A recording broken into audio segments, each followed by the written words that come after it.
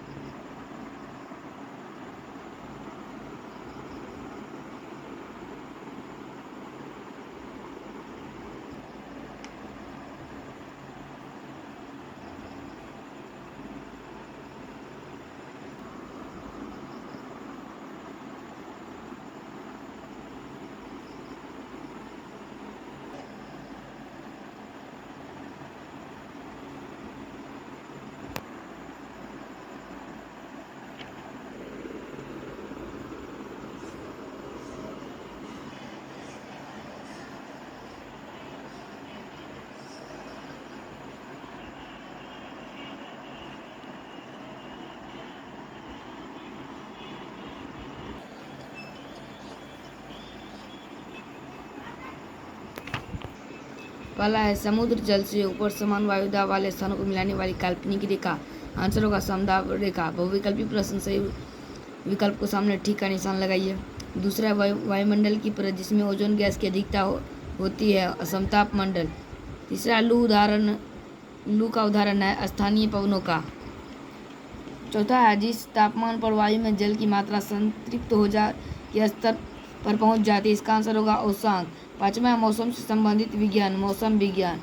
प्रश्न नंबर दूसरा है दिए गए विकल्पों में से सही विकल्प का चुन कर दिए स्थानों की पूर्ति कीजिए।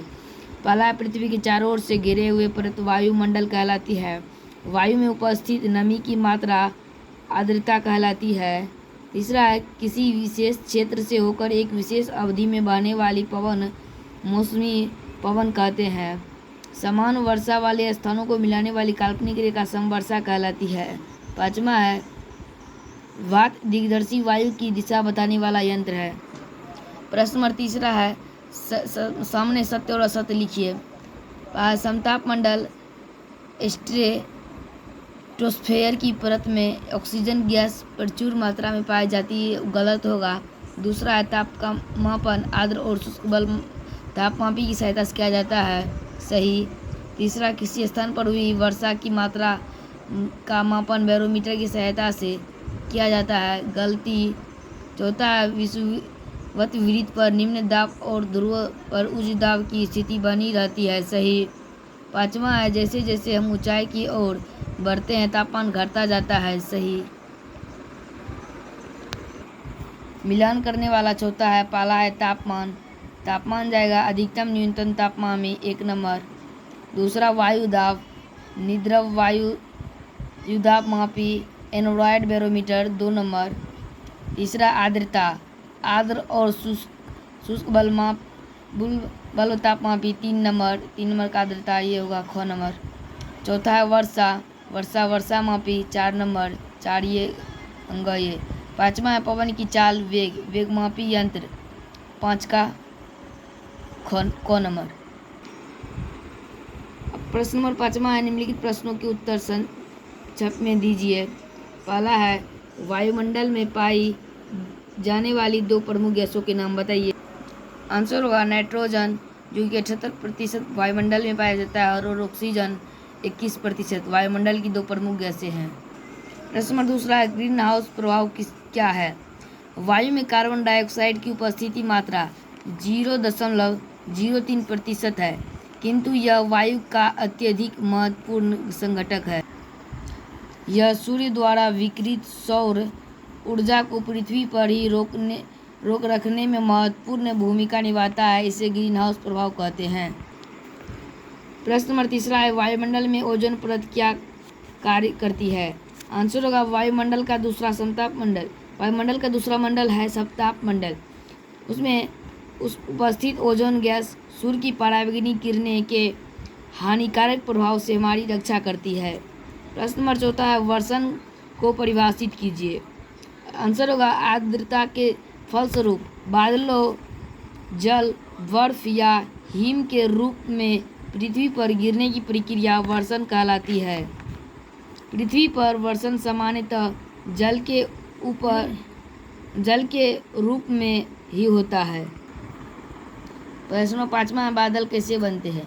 जलवाष्प हल्का होने के कारण ऊपर उठ जाता है और संघनन की प्रक्रिया द्वारा जल की नन्ही नन्ही बूंदों या बर्फ में बदल जाता है। इस प्रक्रिया को संघनन कहते हैं। जिस तापमान पर वायु संतृप्त हो जाती है उस ताप को उष्मांक कहा जाता है। जलवाष्प को संघनित होने पर बादलों का निर्माण होता है। प्रश्न नंबर 6 है, निम्नलिखित प्रश्नों के उत्तर विस्तार से दीजिए। पहला है, स्थायी पवन और मौसमी या आवधिक पवन में अंतर स्पष्ट कीजिए। अस्थायी पवनें, मौसमी पवनें। ये पवनें वर्ष भर में लगातार एक निश्चित दिशा में बहती रहती है। व्यापारिक पवनें, पछुआ पवनें और ध्रुवीय पवनें अस्थायी पवनें कहलाती है। मौसमी पवनें, जो पवन किसी विशिष्ट मौसम में एक निश्चित दिशा में बहती है, मौसमी पवन कहलाती है। उदाहरण के लिए भारत में बहने वाली मानसूनी पवन। प्रश्न नंबर 2 है, आरेख की सहायता से वायुमंडल की 4 परतों का वर्णन कीजिए। यही है प्रश्न नंबर 4 का आंसर। 4 मंडल है, नीचे से शुरू करते हैं। पहला है क्षोभ मंडल, समुद्र तल के बाद क्षोभ मंडल। दूसरा समताप मंडल, मध्य मंडल, आयन मंडल, बहिर्मंडल। बहिर्मंडल सबसे ऊंचा में रहता है और इधर किलोमीटर है और इधर भी किलोमीटर है। इतना से इतना का दूरी में ये 1 से 2 मंडल का बीच का ये दूरी है और आप लोग देख लीजिए यही है और आप लोग इसी चित्र को उतार दीजिएगा। इसे बोल रहा है आरेख की चित्र की मदद से इसीलिए बनाए हैं। प्रश्न नंबर 3 है, विश्व के अस्थायी दाब और पवन क्षेत्रों को दर्शाते हुए एक आरेख बनाइए। इसका क्या कारण है कि विषुवत वृत्त पर हमेशा निम्न दाब और ध्रुवों पर हमेशा उच्च दाब होता है? यही है उत्तरी ध्रुव। प्रश्न नंबर 3 का आंसर उत्तरी ध्रुव, उत्तर पूर्वी ध्रुवीय पवनें, पछुआ पवनें इधर से चलती है। इसी चीज को आप लोग उतार दीजिएगा। इसका आंसर होगा विषुवत वृत्त पर निम्न दाब पेटी।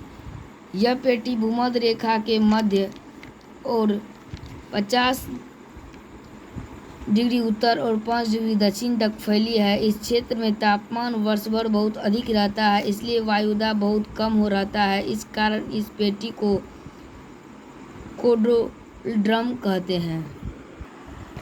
और उसी का आंसर होगा ध्रुवीय उच्च दाब पेटी। ध्रुवों पर उत्तरी दक्षिणी ध्रुव तापमान सबसे कम होता है और इसलिए वायुदाब सबसे अधिक होता है। प्रश्न नंबर 4 है, भूमंडलीय तापन ग्लोबल वार्मिंग क्या है? इसके क्या परिणाम हो सकते हैं? सर होगा पृथ्वी की सतह पर ऊष्मा की मात्रा में वृद्धि होने से पृथ्वी का तापमान बढ़ रहा है, जिसे भूमंडलीय तापन ग्लोबल वार्मिंग कहते हैं।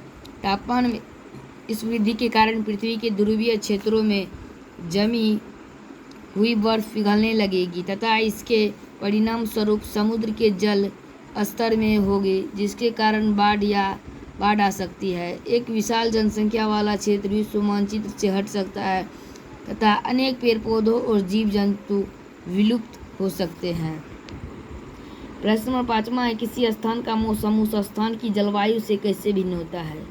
किसी स्थान का मौसम, वायु दाब, आर्द्रता, पवन का बहाव, वर्षा की मात्रा आदि कुछ ऐसे प्रमुख कारक है जो उस स्थान का मौसम उस स्थान की जलवायु से भिन्न है।